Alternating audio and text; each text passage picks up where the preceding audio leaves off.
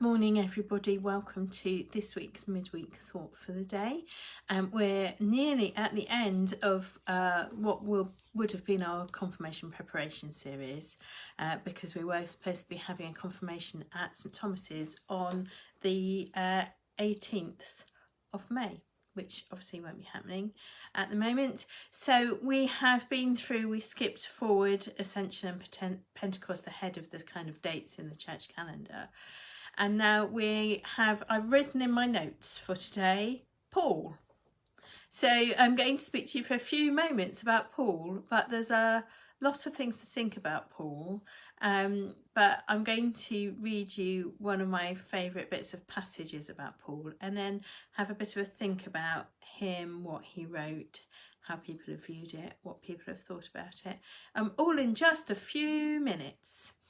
So today, when we think about Paul, we're going to start with one of my favourite bits of the Bible, which is Acts 23, because it's kind of full of daring do and emergency. You can kind of sense it. So this is Acts 23. While Paul was looking intently at the council, he said, "Brothers, up to this day I have lived my life with a clear conscience before God." Then the high priest, Ananias, ordered those standing near him to strike him on the mouth. At this, Paul said to him, "God will strike you, you whitewashed wall. Are you sitting there to judge me according to the law, and yet in violation of the law you order me to be struck?" Those standing nearby said, "Do you dare insult God's high priest?" And Paul said, "I did not realize, brothers, that he was the high priest, for it is written, 'You shall not speak evil of a leader of your people.'" When Paul noticed that some were Sadducees and others were Pharisees, he called out in the council, "Brothers, I am a Pharisee, a son of Pharisees. I am on trial concerning the hope of the resurrection of the dead." When he said this, a dissension began between the Pharisees and the Sadducees, and the assembly was divided. The Sadducees say that there is no resurrection or angel or spirit, but the Pharisees acknowledge all three. Then a great clamour arose, and certain scribes of the Pharisees group stood up and contended, "We find nothing wrong with this man. What if a spirit or an angel has spoken to him?" When the dissension became violent, the tribune, fearing that they would tear Paul to pieces, ordered the soldiers to go down, take him by force, and bring him into the barracks. That night, the Lord stood near him and said, "Keep your courage, for just as you have testified for me in Jerusalem, so you must bear witness also in Rome." In the morning, the Jews joined in a conspiracy and bound themselves by an oath neither to eat nor drink until they had killed Paul. There were more than 40 who joined this conspiracy. They went to the chief priests and elders and said, "We have strictly bound ourselves by an oath to taste no food until we have killed Paul. Now then, you and the council must notify the tribune to bring him down to you on the pretext that you want to make a more thorough examination of his case, and we are ready to do away with him before he arrives."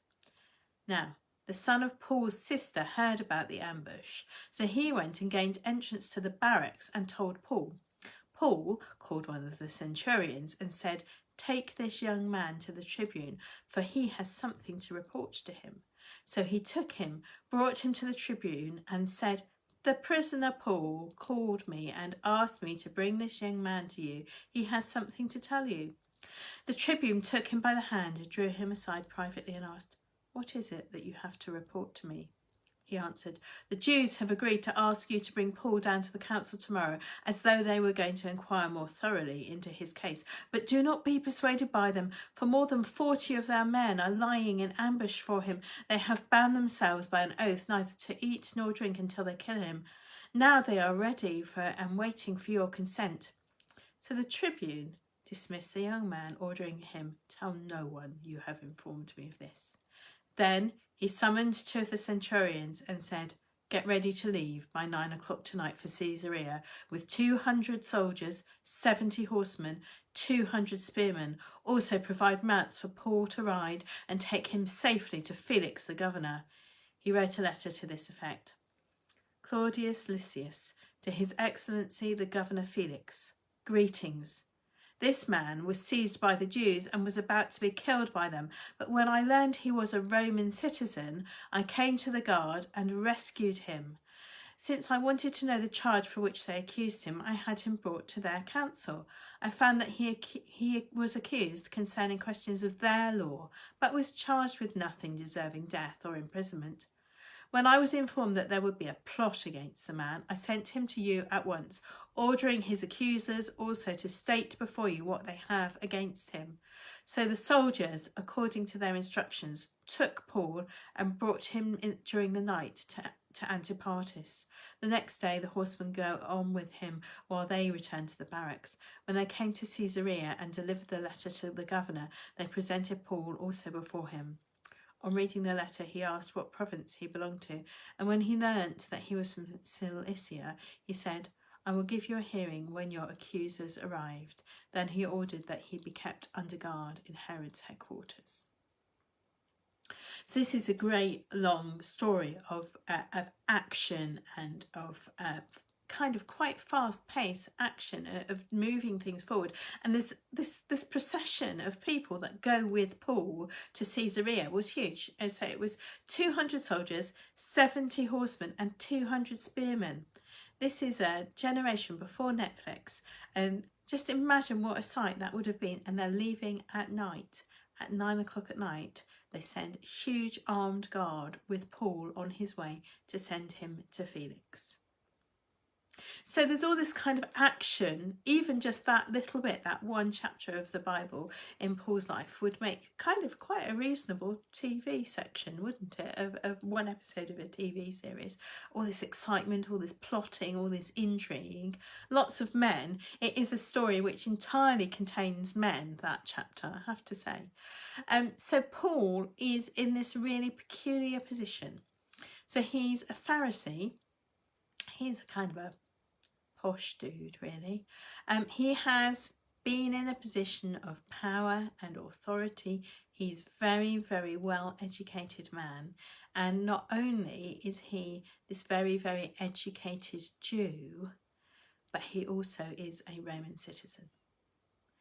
So God chose Paul to do something really special, and somehow everything that he had before him, all the things that God had given him, were important in a way that probably Paul had no idea at the time. And he'd gone out to persecute Christians and then encountered God in a really powerful way, met some other Christians, became convinced of the story, of the narrative of what had happened, that Jesus was the Messiah. And he was in this kind of unique position to talk to people about it because people listened to Paul because he was important. And that's why the chief priest is so angry at him, and why Paul dares to actually stir up dissent within the council. It causes a faction. He knows what buttons to press with these powerful people because he's come from that position. He's been given those things. Paul is a very political person. He knows how to play the political game, but his motivation for playing the political game is the furthering of the gospel. So I love this bit. I love the kind of energy of it, the kind of, come here, don't tell anyone else what you're telling me. This is happening. And then all this huge kind of nighttime guard. And Paul goes to Felix and he spends time with Felix. Felix is in a difficult political position. He's trying to kind of keep the Jews from misbehaving, and he's trying to keeping the Jews from misbehaving. He's trying to listen to Paul because he thinks Paul has something really important to say. And Paul then eventually, Felix comes under political pressure from the Jews about Paul to an extent that Paul appeals to the emperor. And then Felix, that's it. Felix, bye-bye Felix. They have to send Paul to Rome. On the journey to Rome, there are lots and lots of opportunities for Paul to talk to people about God, about the gospel, about the good news of Jesus. And it's quite a journey for Paul, because part of what Paul is doing is really important for actually telling people who aren't Jews about Jesus.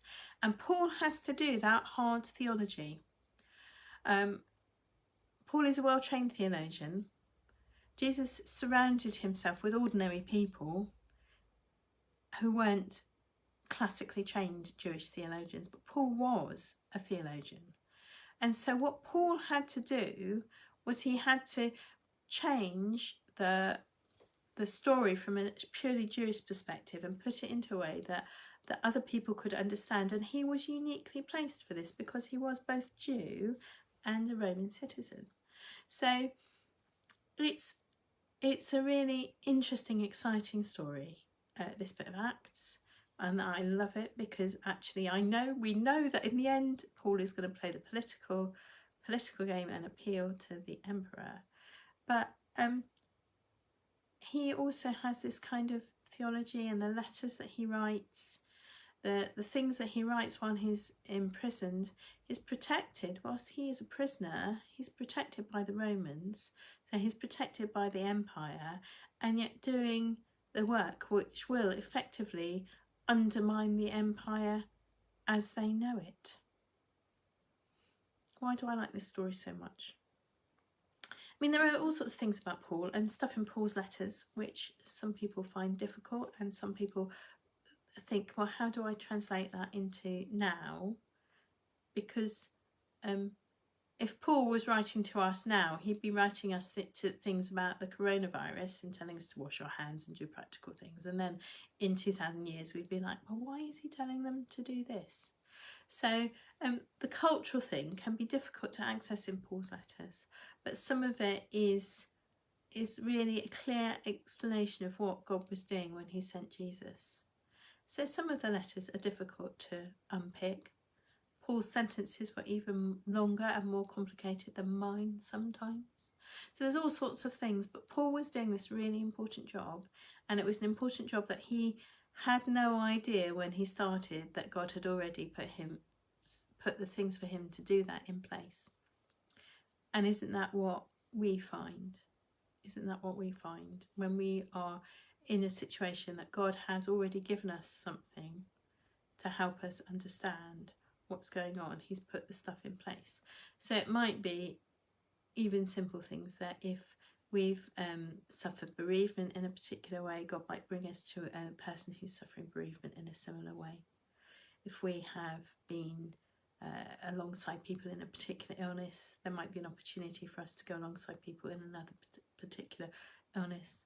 It might be that we have a theological understanding of something that is a particular thing, and then we're somewhere where we can speak into that situation in a particular way. So Paul was trained by God. He had the background from God to be in a particular place at a particular time and to use the things that he had been given in a particular way. And the challenge for us all is to work out what that was. So for me, after my sabbatical project, a lot of people said to me, well, what practical use is it going to be, Janet? You've done all this, you're not going to write a book. I'm like, really, I have not gone away for 12 weeks to do a year's homework. What practical use is it going to be? I had no idea that the practical use it was going to be was that when there was a global pandemic, I would feel more confident and more able to tackle some of the live streaming and the issues and the tech stuff about broadcasting. I had no idea, but God knew. And so I think the challenge for us all is thinking, what is it that I bring into a situation? What is it that God has given me? What experience has God given me? And how does he want me to use it? Often he puts the two together and we don't realise that there's a plan. But there is a plan. One of the really important things that Paul wrote is in Romans 8, chapters 38 and 39. And perhaps for me, that is the most important passage that Paul has ever written, because it talks about nothing separating us from God's love.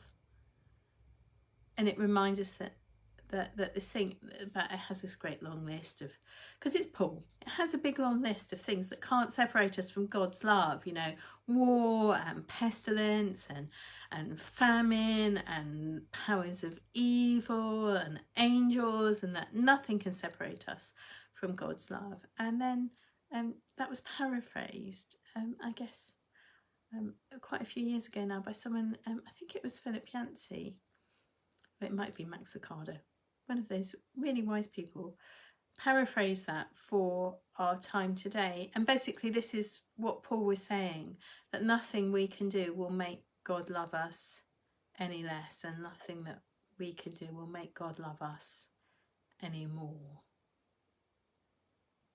which is perhaps the most important thing that Paul ever wrote. He wrote lots of other things, but today Paul uniquely placed in a particular place to do the job that God had seen that he would need Paul to do. And the same is true for us today. We need to just discern what that is. Well, thank you to listening to me going on about Paul. I could go on about Paul for a long time. Paul is a really interesting character. It's all very exciting. He gets shipwrecked. He gets all these sorts of things happen to him. And all the time he has to rely on God and also rely on the things that God has given him to use. So thank you for listening. Next week we're going to talk about communion, which is going to be quite hard. So communion, sharing the bread and wine, what that means. I might revisit some of the Passover stuff. So next week we're going to think about that. But today, think about Paul. Think about how God placed him, but also think about how God is placing us. Bye everybody. I will see you soon. Okay, bye.